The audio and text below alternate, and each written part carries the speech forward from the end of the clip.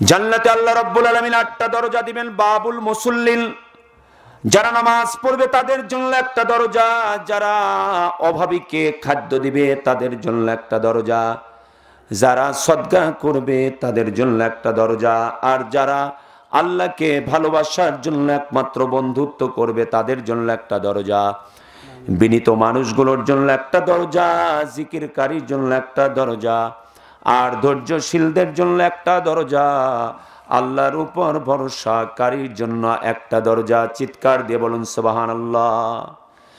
জান্নাতের শৈলীটা কেমন হবে? জান্নাতের একটি ইট হবে রূপার, আর একটি ইট হবে স্বর্ণের। জান্নাতের গাঁথুনি হবে মেশকের, আর এর মাটি হবে সুগন্ধিময় মেশকের মাটি।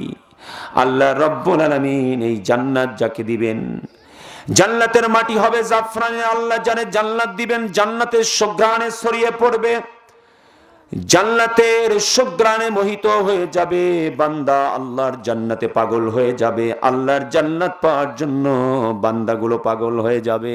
জান্নাতের বাড়ির বৈশিষ্ট্য হলো, জান্নাত হলো ঝলমলে বিচ্ছুরিত সুগন্ধি সুরম্য প্রাসাদ।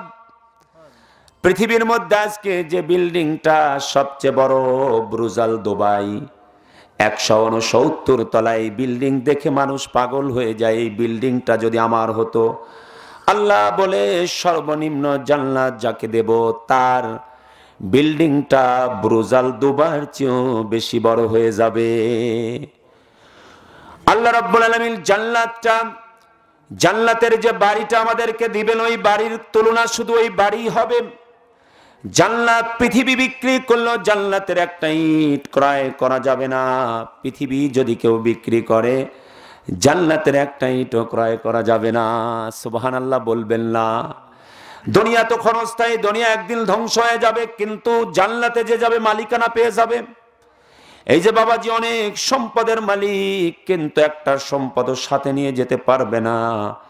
একটা সম্পদেরও মালিকানা আল্লাহ দেয় নাই, কিন্তু জান্নাতের মধ্যে যে যাবে আল্লাহ বলবে জান্নাতের চাবিটা আমি তোমাকে দিয়ে দিলাম। সুবহানাল্লাহ।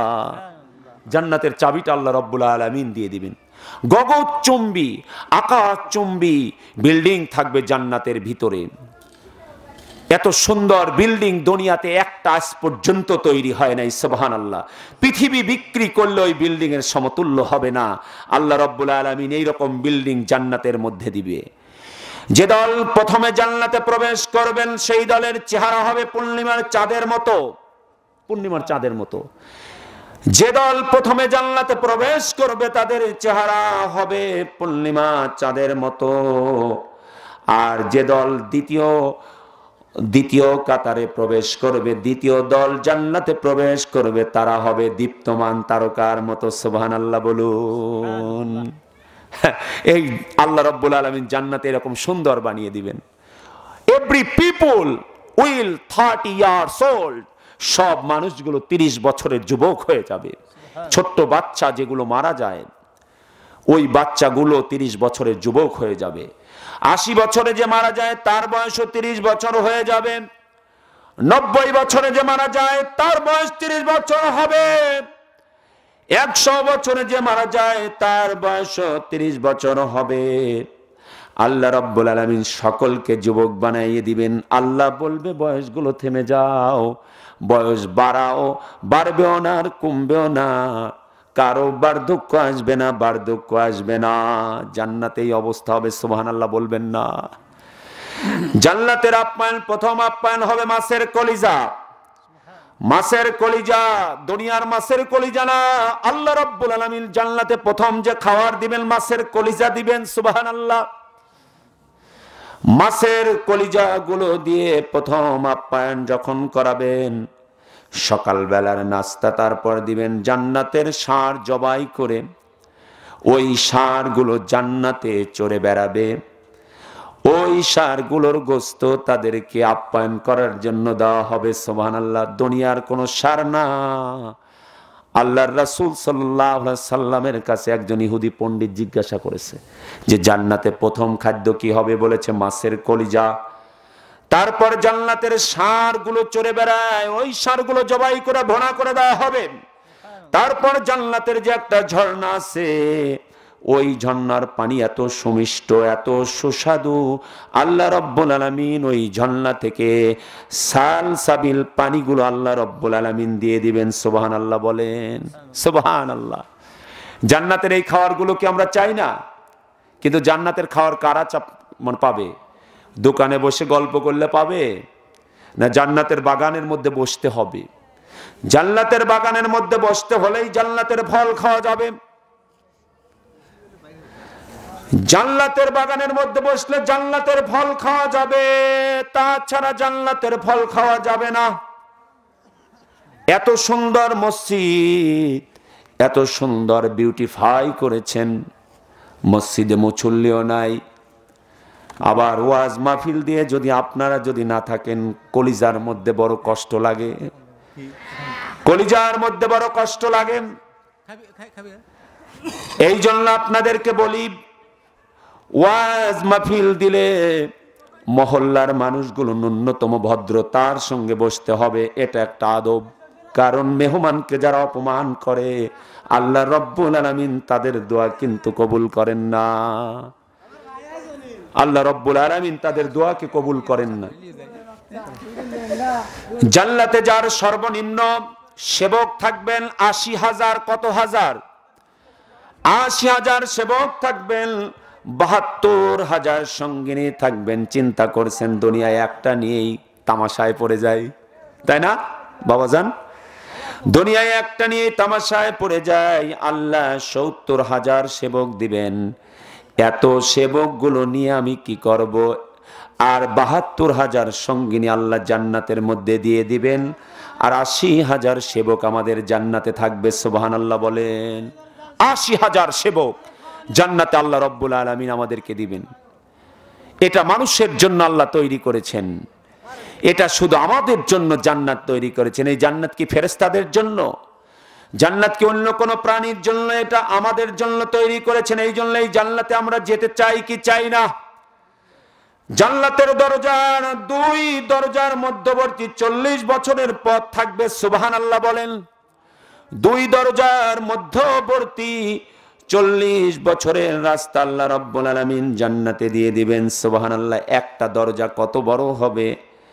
মানুষ যখন জান্নাতের মধ্যে প্রবেশ করবে, আল্লাহর নাজ নিয়ামত দেখে বলবে, আল্লাহ আল্লাহ, দুনিয়ায় যা কল্পনা করি নাই, আল্লাহ তার চেয়ে বেশি পেয়ে গেছি গো আল্লাহ। তুমি কত সুন্দর আল্লাহ, দুনিয়ায় যা কল্পনা করি নাই আল্লাহ, তার চেয়ে বেশি সম্পদ আল্লাহ তুমি দিয়ে দিয়েছো। সুবহানাল্লাহ বলেন। জান্নাতের মধ্যে বাজার লাগবে। হযরত আবু সাঈদ খুদরি বর্ণনা করেন, জান্নাতের মধ্যে বাজার লাগবে। জান্নাতের মধ্যে বাজার হবে। জান্নাতের মধ্যে যে বাজার হবে, ওই বাজারে ক্রেতা বিক্রেতা থাকবে না। ক্রেতাও থাকবে না, বিক্রেতাও থাকবে না। যার যেটা খুশি ভাইজান সে সেটা নিয়ে চলে যাবে। সুবহানাল্লাহ বলেন। দুনিয়ার বাজারে গেলে তো হিমশিম খেতে হয়, দ্রব্য মূল্যের অনেক দাম, আমরা ঊর্ধ্বগতির কারণে অস্থির হয়ে যাই।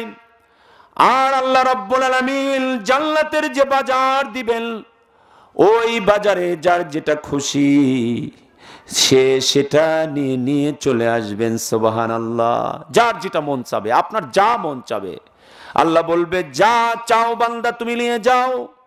আল্লাহ রাব্বুল আলামিন বাজার থেকে ফেরার পর জান্নাতীগুলোর উপর একটা বৃষ্টি দিবেন। ওই বৃষ্টিগুলো যখন তাদের মাথার উপর পড়বে, ওই মুহূর্তে তাদের চেহারাটা এত সুন্দর হয়ে যাবে, চেহারাটা দিয়ে মনে হবে যেন পূর্ণিমার চাঁদের চাইতে বেশি সুন্দর হয়ে গেছে। যার যার স্ত্রীর কাছে সেই সেই ফিরে যাবে। যাওয়ার পর বলবে, তুমি আমাদের কাছ থেকে যাওয়ার পূর্বে যেমন ছিলে তার চেয়েও বেশি সুন্দর হয়ে গেছে। সুবহানাল্লাহ। আমাদের কাছে যাওয়ার পূর্বে যেমন ছিলেন তার চেয়েও বেশি সুন্দর তোমরা হয়ে গেছো। আল্লাহ রাব্বুল আলামিন জান্নাতের ভিতরে যে সুন্দরী হুরগুলো দিবেন, দুনিয়ার কোন সুন্দরী নারী নয়, দুনিয়ার কোন সুন্দরী নারী নয়। আল্লাহ রাব্বুল আলামিন হুরের উল্লাগুলো যদি একবার যদি আসমানে যদি ছেড়ে দেওয়া যায়, আসমান সুগ্রানে মোহিত হয়ে যাবেন। সুবহানাল্লাহ। এত সুন্দর হুর গুলো জান্নাতে আমাদেরকে আল্লাহ রাব্বুল আলামিন দিবেন। সুবহানাল্লাহ বলবেন না?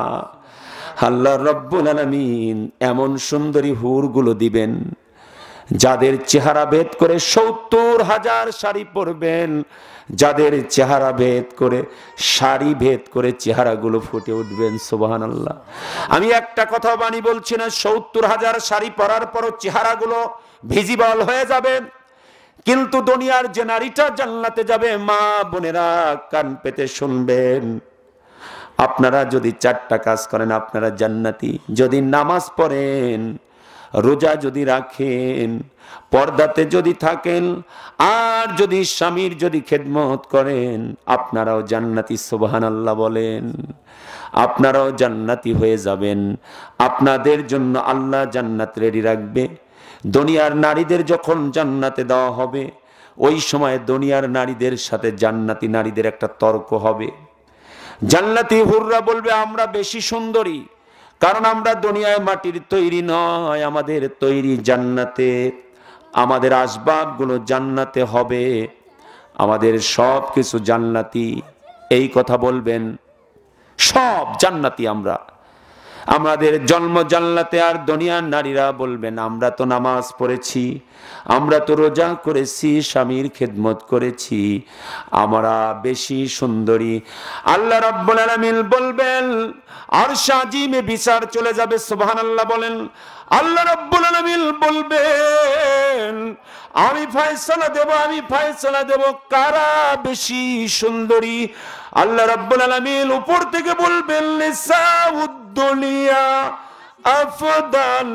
আল্লাহ বলবেন দুনিয়ার নারীরা বেশি সুন্দরী, দুনিয়ার নারীরা বেশি সুন্দরী, কারণ দুনিয়ার নারীদের জীবনে নফসের সঙ্গে কষ্ট করতে হয়েছে, দুনিয়ার নারীদের সংসার করতে হয়েছে, জীবনের সব কিছু দমন করে দুনিয়ার নারীগুলো আজকে জান্নাতে এসেছেন।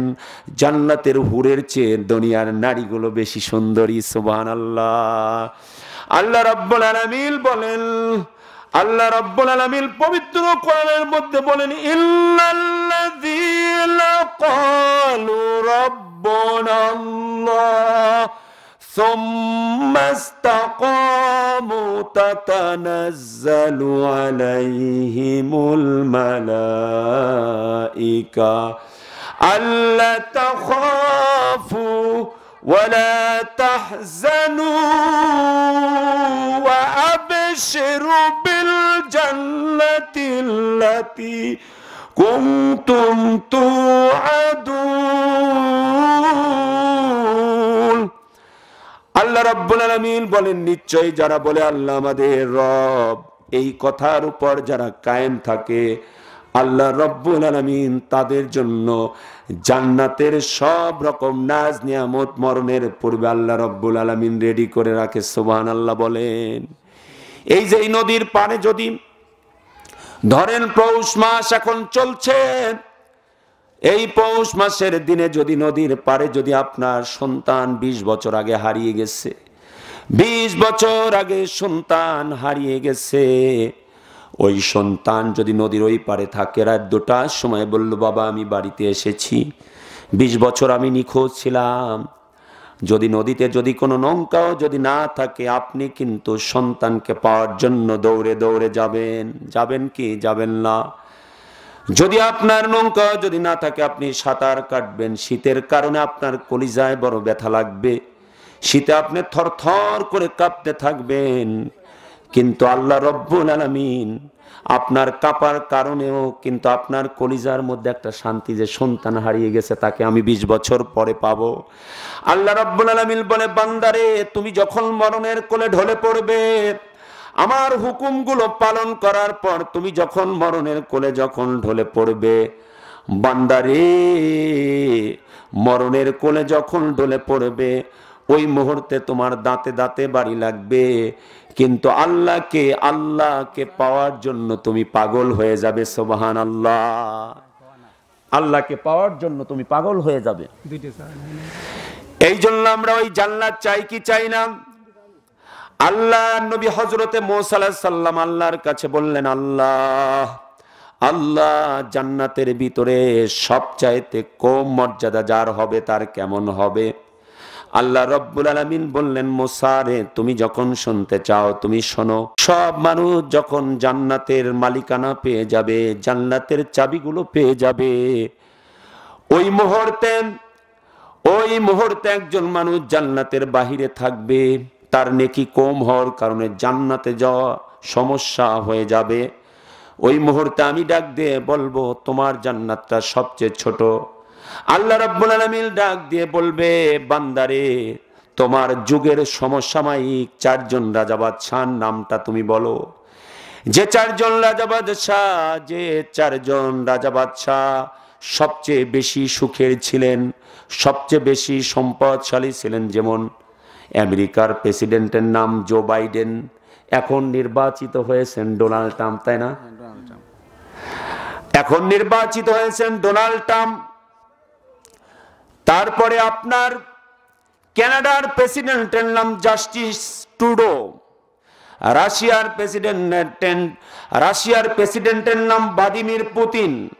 এইরকম 4টা রাষ্ট্রের বড় বড় প্রেসিডেন্টের শোকগুলো বলবে, একসাথে করো, একসঙ্গে করে তাদের যে সম্পদ আমি আল্লাহ দিয়েছিলাম তার চেয়ে বেশি 10 গুণ সম্পদ আমি তোমাকে দিয়ে দেব। সুবহানাল্লাহ। তার চেয়ে এই 4 জন প্রেসিডেন্ট, সমসাময়িক 4 জন প্রেসিডেন্টের নাম বলো, তার চেয়ে আমি 10 গুণ সম্পদ আমি তোমাকে দিয়ে দেব, তোমার কোনো চিন্তা করা যাবে না। আল্লাহ রাব্বুল আলামিন বলে, ওয়ালিমান খাফা মাকামা রাব্বিহি জান্নাতান।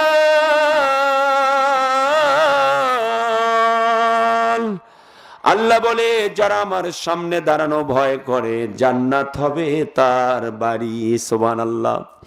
আল্লাহর সামনে দাঁড়ানোর ভয় করে ঘুষ খায় না, আল্লাহর সামনে দাঁড়ানোর ভয় সুদ খায় না, আল্লাহর সামনে দাঁড়ানোর ভয় থেকে পরনারীর দিকে কোনোদিন চায় না, আল্লাহর সামনে দাঁড়ানোর ভয়ে কোনোদিন সীমানা ধাক্কাধাক্কি করে না, আল্লাহর সামনে দাঁড়ানোর ভয়ে মানুষকে গালি দেয় না, আল্লাহর সামনে দাঁড়ানোর ভয়ে কোনোদিন গীবত করে না, আল্লাহর সামনে দাঁড়ানোর ভয়ে জীবনে মানুষকে লাঞ্ছিত করে না, আল্লাহর সামনে দাঁড়ানোর ভয়ে যারা জীবনে কোনোদিন মিথ্যা বলে না, যারা চকুলকুরি করে না, আল্লাহ বলে এই বান্দাগুলো আমার সামনে দাঁড়ানোর ভয়ে যারা নামাজে দাঁড়িয়ে যায়, আমার সামনে দাঁড়ানোর ভয়ে যারা রোজা রাখে, আমার সামনে দাঁড়ানো ভয়ে যারা মালে ভেজাল দেয় না, এই বান্দাগুলো মরতে দেরি লাগবে। আমি আল্লাহ 2টা জান্নাত তার জন্য, জান্নাতান শব্দ আল্লাহ ব্যবহার করেছেন। আল্লাহ বলে, আমি তাকে 2টা জান্নাত দিয়ে দেব, মরতে দেরি লাগবে, জান্নাত দিতে দেরি লাগবে না। হযরত ওমরের যুগে একজন যুবক, সুদর্শন যুবক, সুশ্রী, হ্যান্ডসাম, সবাইকে আকর্ষণ করত, অ্যাট্রাকটিভ চেহারা, এত সুন্দর যুবক। ওই যুবককে একটা মেয়ে প্রস্তাব দিল, তুমি আমার সঙ্গে খারাপ কাজে লিপ্ত হয়ে যাও। যুবক আল্লাহওয়ালা, তাহাজ্জুদের নামাজ পড়ে, তাহাজ্জুদ নামাজে চোখের পানি ছেড়ে দেয় আর বলে, একদিন আমাকে মরতে হবে। হঠাৎ করে যুবক একটা রাস্তা দিয়ে যায়, মেয়েটা ধনী মানুষের মেয়ে, মেয়েটা ধরে যুবককে ঘরের মধ্যে নিয়ে গেলেন। যুবককে যখন ঘরের মধ্যে নিয়ে গেছে, তখন মেয়েটা যখন খারাপ কাজের যখন প্রস্তাব দিয়েছেন, যুবককে যখন খারাপ কাজের যখন প্রস্তাব দিয়েছেন, যুবক বলেছেন, আল্লাহকে ভয় করো, আল্লাহকে ভয় করো। কাকে ভয় করো? আল্লাহকে ভয় করো। কাকে ভয় করতে বলেছেন? আল্লাহকে ভয় করো, আল্লাহকে ভয় করো। যুবতী বলে, শোনো, আমাকে দেখার জন্য, আমাকে পাওয়ার জন্য হাজার হাজার যুবক পাগল, আর তুমি বলো আল্লাহকে ভয় করো, কেউ তো এখন দেখবে না। কয়, কোনো কিছু যদি কেউ না দেখে সেটা দেখে কে? কেউ যেটা দেখে না সেটা দেখে কে? আল্লাহ। কেউ যেটা শোনে না সেটা শোনে কে? আমার আল্লাহ শোনেন, আমার আল্লাহ শোনেন। যুবককে যখন মেয়েটা জড়িয়ে ধরেছেন, তখন যুবক অজ্ঞান হয়ে দুনিয়া থেকে বিদায় নিয়ে চলে গেছে আল্লাহর ভয়ে। সুবহানাল্লাহ বলেন। এই জন্য আল্লাহর নবী বলেছে, ও আমার উম্মত শুনে রাখো, তোমার হৃদয়ের ভিতরে আছে প্রচন্ড চাহনি, তোমার মনটা চায় খারাপ কাজ করতে, সুন্দরী, ষোড়শী, রূপবতী, গুণবতী, প্রিয়াঙ্গদা, যে গুণেই গুণান্বিত হোক না কেন, এইরকম মেয়ে যখন রাস্তা দিয়ে যায়, ওই মুহূর্তে তোমার চোখটা যদি অবনত যদি করতে পারো রে বান্দা, আল্লাহ রাব্বুল আলামিন তোমাকে 1000 রাকাত তাহাজ্জুদ নামাজের সওয়াব দিবেন। সুবহানাল্লাহ। কেন? তোমার মনের মধ্যে আছে চাহনি, তোমার হৃদয়ের মধ্যে আছে আকাঙ্ক্ষা, কিন্তু আল্লাহর ভয়ে চোখটা নামিয়ে রাখে, আল্লাহ তাহাজ্জুদ নামাজের সওয়াব দিবেন। হযরতে ওমরের যুগের ওই যুবককে যখন কবরে নামিয়ে দেওয়া হলো, কবরে নামিয়ে দেওয়ার পর হযরতে ওমর দোয়া পড়ছেন আর বলছেন, আল্লাহ এই বান্দাকে 2টা জান্নাত দিও। হযরতে ওমর এই আয়াত পড়ছেন, ওয়ালিমান খাফা মাকাম রাব্বিহি জান্নাতান। হযরতে ওমর বলছে, আল্লাহর সামনে দাঁড়াতে যারা ভয় পায়, আল্লাহ তারে 2টা জান্নাত দেয়। হযরতে ওমর তাকে কবর দেওয়ার পর এই আয়াত যখন বারবার পড়ছেন, কবরের ভিতর থেকে আওয়াজ আসে, হযরতে ওমর রে, কবরটা একটু ছিদ্র করে দেখো।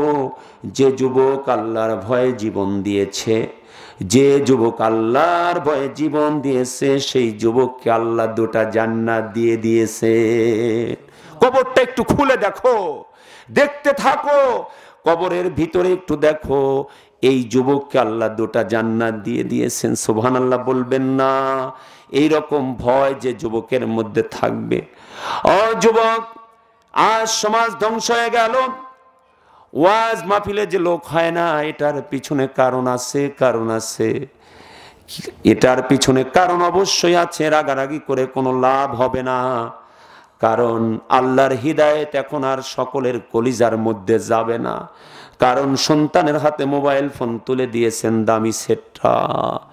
আমার বাড়িতে আল্লাহর কসম করে বলি, আজ পর্যন্ত সন্ধ্যার পরে আজ পর্যন্ত মোবাইল ফোন অ্যালাউড না, টাচ ফোন অ্যালাউড না আমার বাড়িতে। আজ পর্যন্ত সন্ধ্যার পরে মোবাইল ফোন কি আমি চালাতে পারি না? অবশ্যই পারি, কিন্তু আমার সওয়াবের চাইতে যদি আমার গুনাহ যদি বেশি হয়ে যায়, মোবাইল ফোনের কারণে অনেক মানুষ জাহান্নামী হয়ে যাবে। বান্দারে, তুমি যখন রাতের অন্ধকারে যখন ডেটাটা যখন তুমি চালু করো, ওই সময় কেউ দেখে না, সেটা আমার আল্লাহ দেখে। মোবাইল ফোনের ডেটাটা অন করে যখন তুমি অন্ধকার জগতে তুমি চলে গেলে, আমার আল্লাহ ডাক দিয়ে বলে, ইয়া আইয়ুহাল ইনসানু মা গররাকা বিরাব্বিকাল কারীম।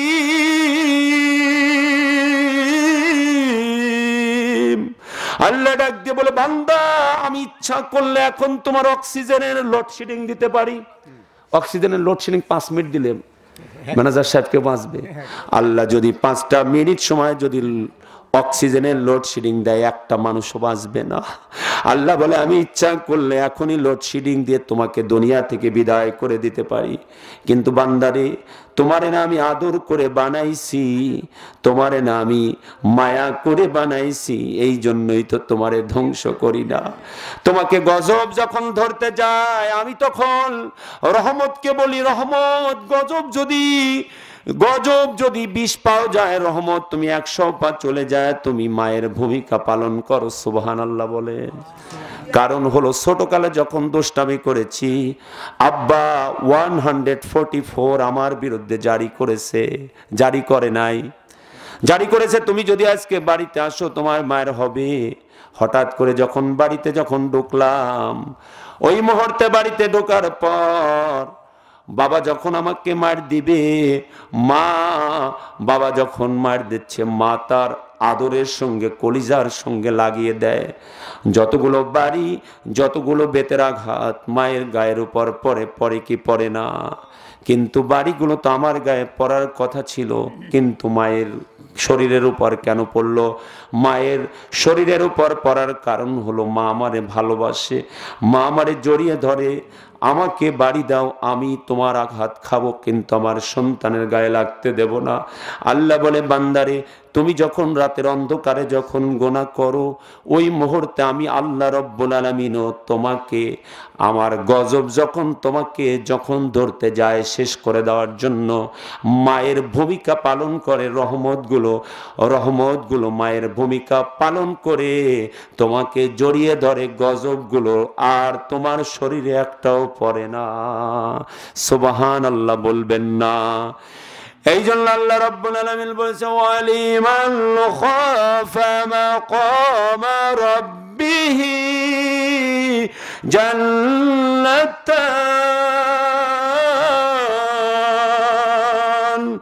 আল্লাহ বলেছে, যারা আমার সামনে দাঁড়ানো ভয় করবে, আমার সামনে দাঁড়ানোর ভয় করে যারা নামাজ পড়বে, আমার সামনে দাঁড়াতে ভয় করে যারা রোজা রাখবে, নামাজ পড়তে হবে কি হবে না? আল্লাহ রাব্বুল আলামিন বলেন, ক্বাদ আফলাহাল মুমিনুন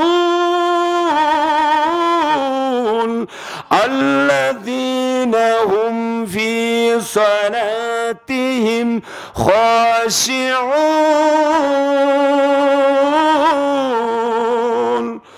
والذين هم عن اللغو معرضون। আল্লাহু আকবার বলেন। আল্লাহ বলে, মুমিন তারা, আল্লাহর সামনে দাঁড়ানো তারাই ভয় করে যারা নামাজে খুশু অবলম্বন করেন। নামাজে আমার খুশু যদি অবলম্বন করি, আল্লাহ আমাকে জান্নাত দিবেন। কারণ হলো রোজা অবস্থায় কথা বলা যায়, যাকাত দেওয়া অবস্থায় কথা বলা যায়, কিন্তু নামাজ এমন একটা ইবাদত, নামাজ অবস্থায় তো কথা বলা যায় না। কারণ নামাজ হচ্ছে এমন একটা ইবাদত, নামাজ যখন বান্দা পড়ে তখন বান্দা যেন আল্লাহর সঙ্গেই কথা বলে। সুবহানাল্লাহ বলেন। বান্দা যখন নামাজে যখন দাঁড়িয়ে যায় তখন কার দরবারে দাঁড়ায়?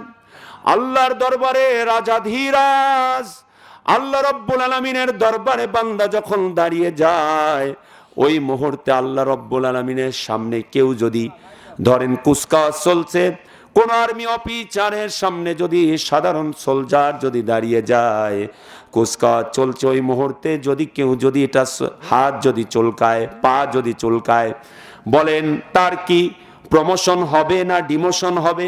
নামাজে যখন দাঁড়িয়ে যাব, বিশ্ব জাহানের পালন কর্তা আল্লাহর সামনে দাঁড়িয়ে যাব, আল্লাহর সামনে যখন আমি দাঁড়িয়ে যাব, আমি মনে করব,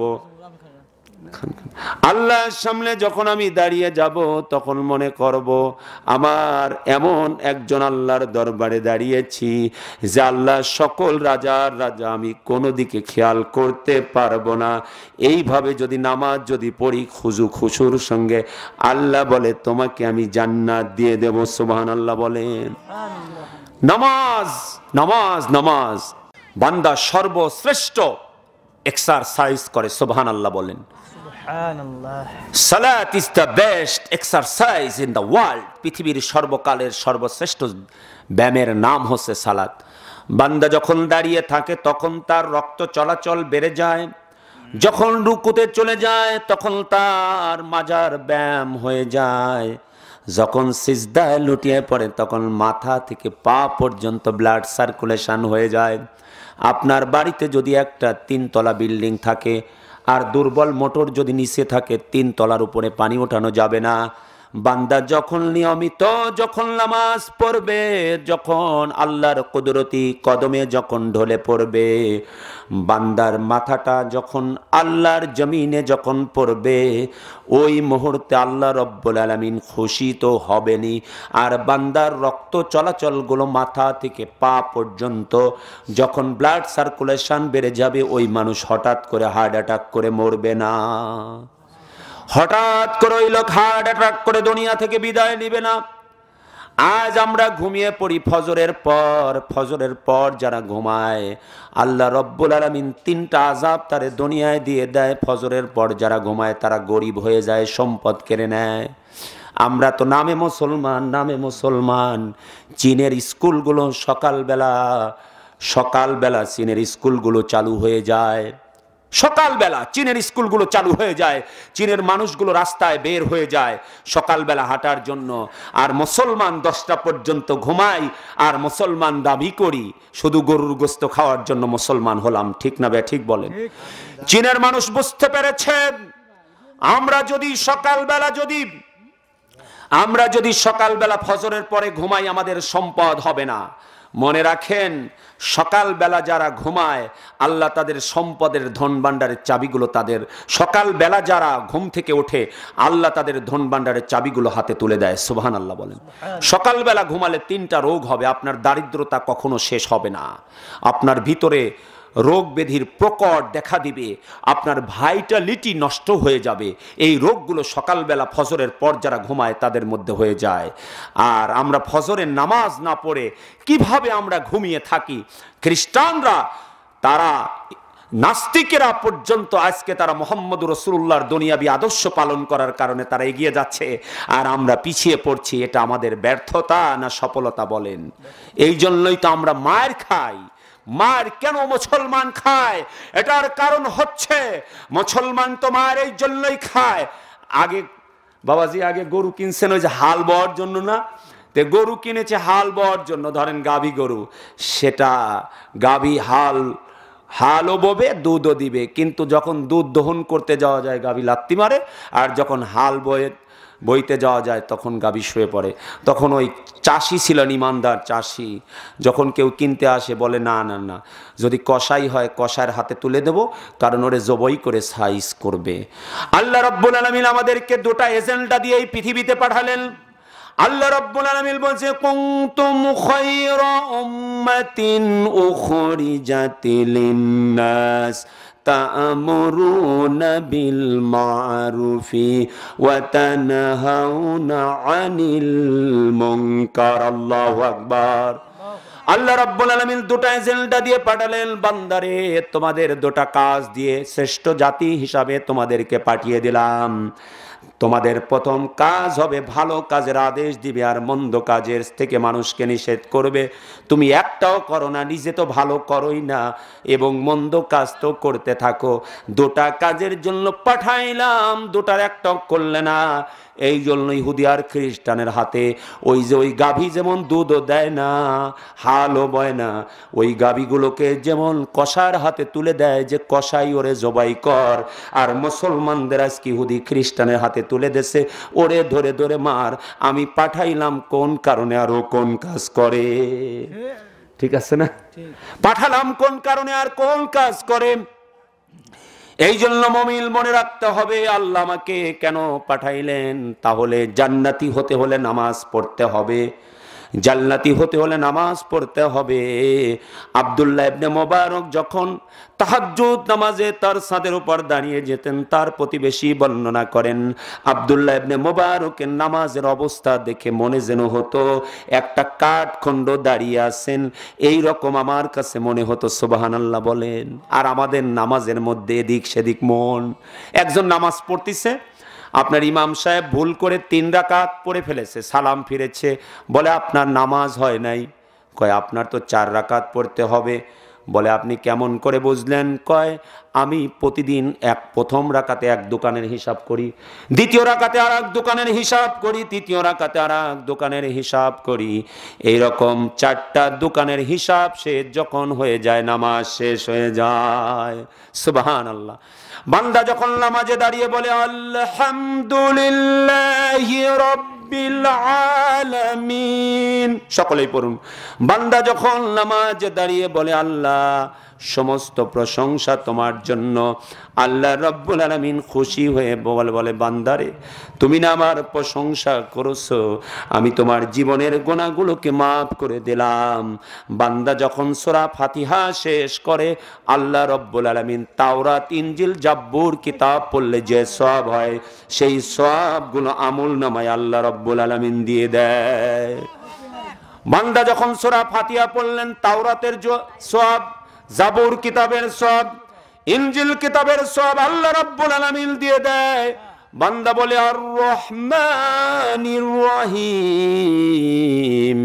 এইভাবে বান্দা যখন পড়তে থাকে, বান্দার আমল নামায় আল্লাহ রাব্বুল আলামিন পাহাড় বরাবর উহুদ পাহাড় সমান সমান সওয়াব দিতে থাকে। সুবহানাল্লাহ বলেন। সূরা ফাতিহা তো আমার উম্মত, বিশ্বনবী বলেছে আমার উম্মতকে দিয়েছে এই বান্দাকে জান্নাতি বানানোর জন্য। সুবহানাল্লাহ বলেন।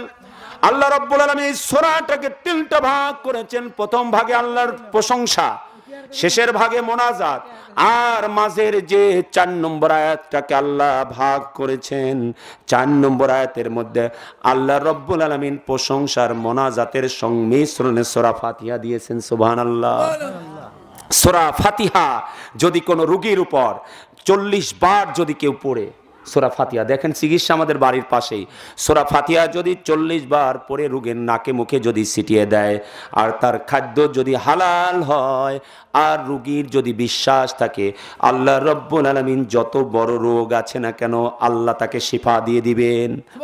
মনে থাকবে তো আজকে থেকে? সূরা ফাতিহা কয়বার? 40 বার পড়ে পানির উপর ফু দিবেন, রোগীর নাকে মুখে ছিটিয়ে দিবেন, আল্লাহ রাব্বুল আলামিন শিফা দিয়ে দিবে। সুবহানাল্লাহ বলেন। এই জন্যই প্রতিটা নামাজে আল্লাহ রাব্বুল আলামিন সূরা ফাতিহা দিয়েছেন। বান্দা যখন শুইতে যাবে, সূরা ফাতিহা যখন বিছনায় পিঠ লাগিয়ে যখন পড়বে, আল্লাহ রাব্বুল আলামিন সূরা ফাতিহা পড়ার কারণে তার যত রকম বালা মুসিবত আছে সব দূর করে দিবে। সুবহানাল্লাহ বলেন।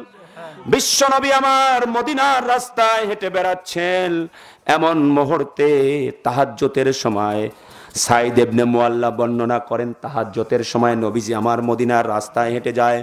এক সাহাবী তাহাজ্জুদের নামাজে এইভাবে পড়ছেন, আলহামদুলিল্লাহি রাব্বিল আলামিন আর রহমানির রহিম মালিকি ইয়াউমিদ্দিন।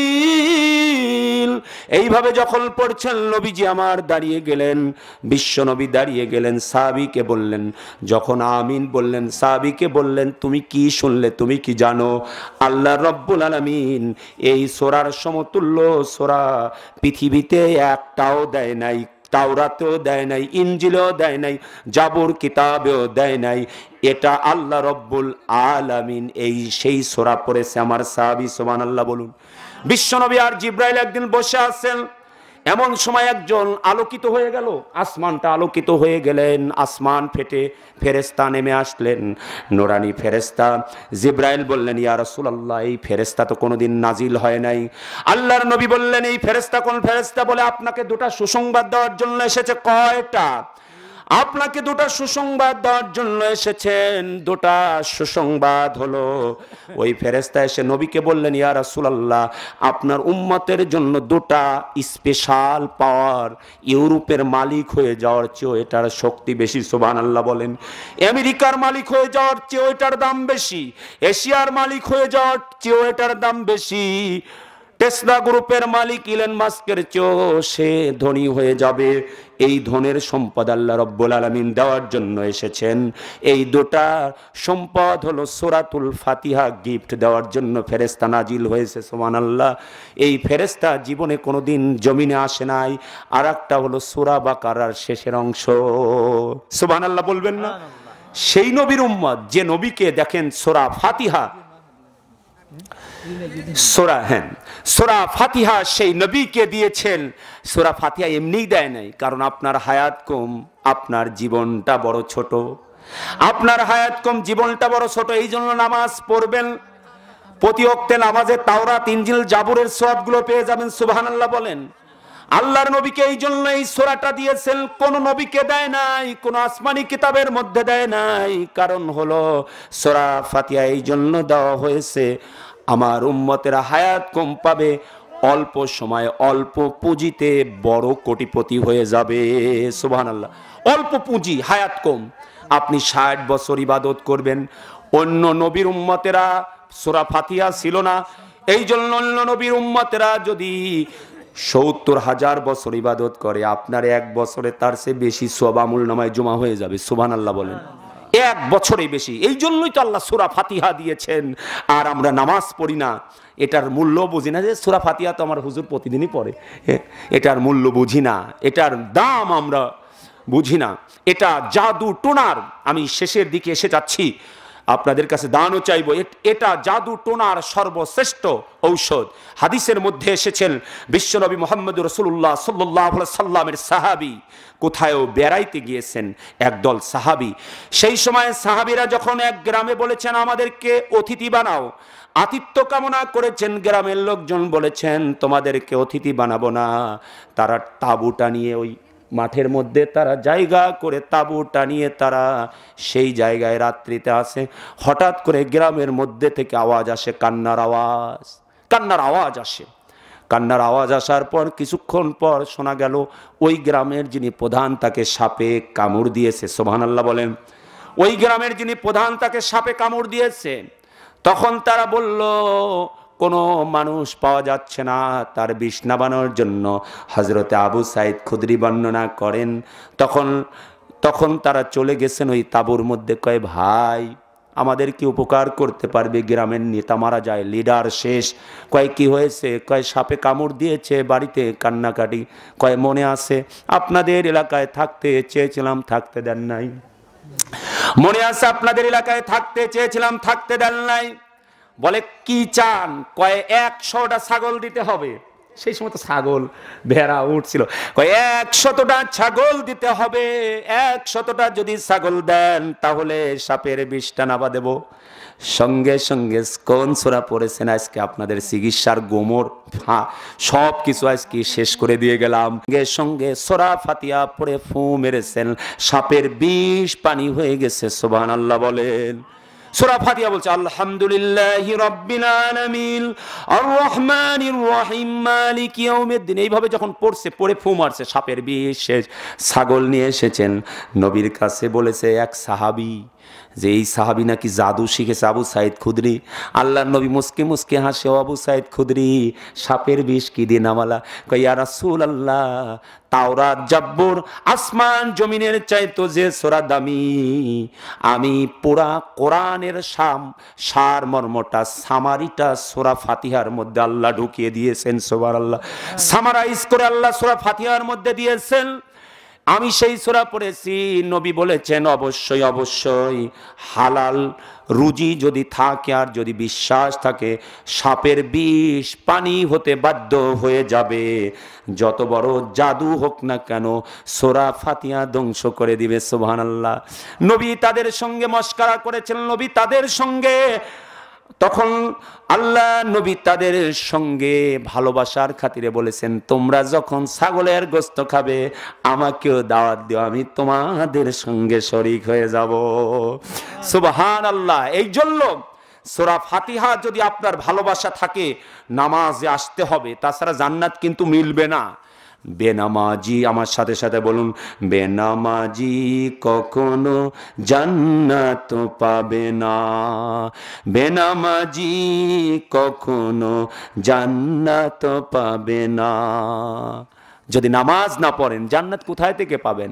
চাবি তো নাই। চাবি না থাকলে আপনি খুলবেন কিভাবে? এ কি দুনিয়ার দরজা?